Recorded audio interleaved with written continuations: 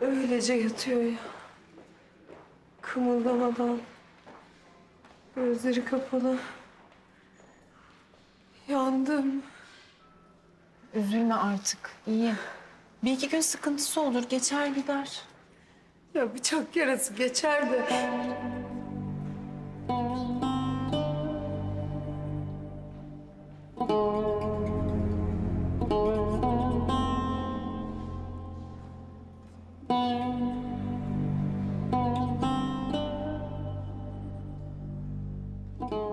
Hala. Ne işin var senin burada?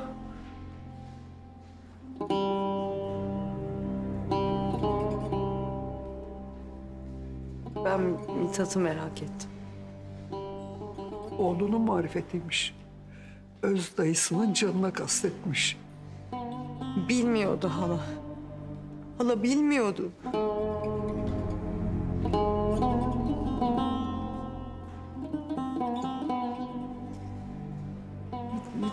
Mithat bana vurunca...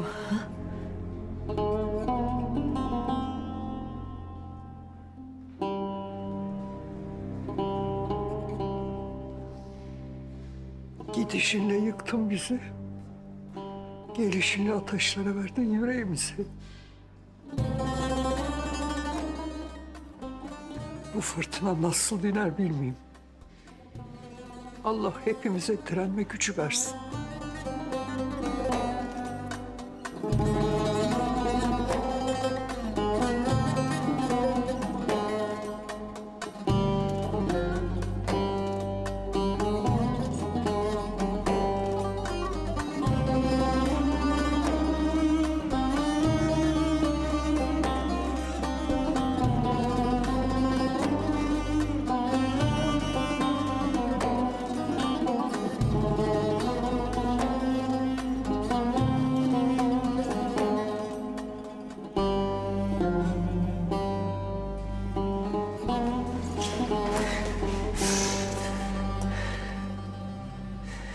Hiçbiri mi özlememiş beni? Hiç kimse mi affetmemiş ettiğimi? Herkes için zor Melek. Senin için de kolay değildir. Ama belli ki göze aldın her şeyi. Zor olmaz olur mu? Ama ne oğlum alsaydı eline o bıçağı, ne kardeşimin kanı aksaydı. Bu...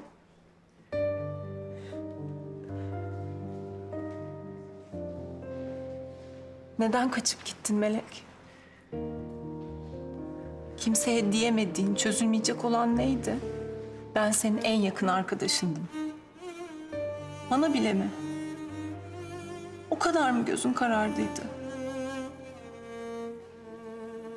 Öylece çekip gittin. Giderken o konağın sevincini, neşesini de alıp götürdün.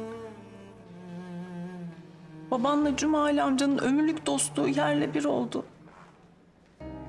Ardında bıraktıkların hiç mi aklına gelmedi? Olur mu Başak? Düşünmediğim bir tek anım olmadı.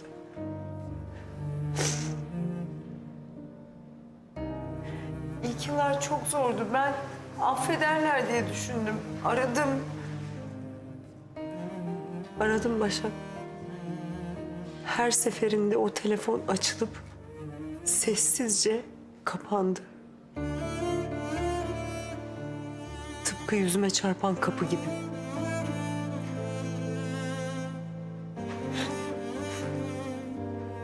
Ben babamın biricik kızıydım ya.